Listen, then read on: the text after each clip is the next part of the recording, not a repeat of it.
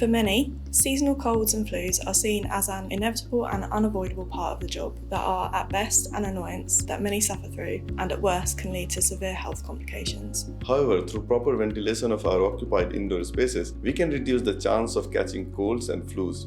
With the ongoing prevalence of COVID-19, it is more important than ever to reduce the spreading through properly managing ventilation.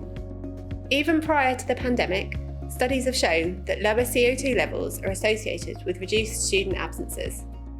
This is an opportunity to adopt good ventilation practices that will improve long-term learning outcomes and well-being. COVID-19 and other respiratory viruses can spread by three main routes: through contact, through expelled droplets at short range, and through very small airborne particles.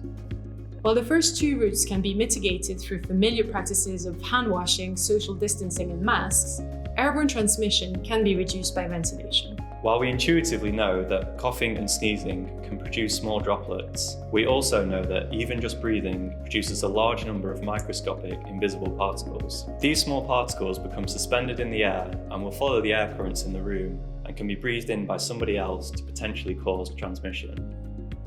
Without adequate ventilation, the number of these airborne particles in the room will build up, making virus transmission more likely if an infectious person is present. Similarly, without adequate ventilation, the CO2 we exhale will build up, and we can see this using the CO2 monitor. High CO2 levels mean that the ventilation is poor and the level of rebreathed air, that is the air that has already been exhaled by somebody else, is higher. If someone is infected, then high CO2 levels can indicate increased infection risk. We can keep CO2 levels low by opening windows to provide good ventilation and to remove the stale, rebreathed air and replace it with fresh air.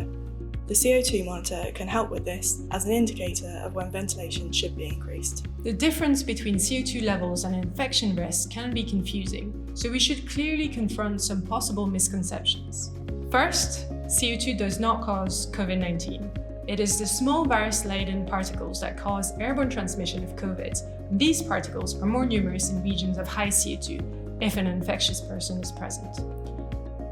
Next, CO2 itself is not hazardous to our health at concentrations readily attained in classrooms. For example, the UK Health and Safety Executive set a workplace exposure limit of 5,000 ppm for a full 8-hour day. So as long as you don't exceed that, then your health is not inherently at risk. Also, CO2 or carbon dioxide is not the same as CO or carbon monoxide. Unlike CO2, carbon monoxide is a dangerous gas. Finally, ventilation does not eliminate COVID-19, but it does reduce the risk of transmission. Ensuring good ventilation is not all about COVID, although that is one very important consideration. There are many additional benefits of good ventilation that we will talk about in the next video.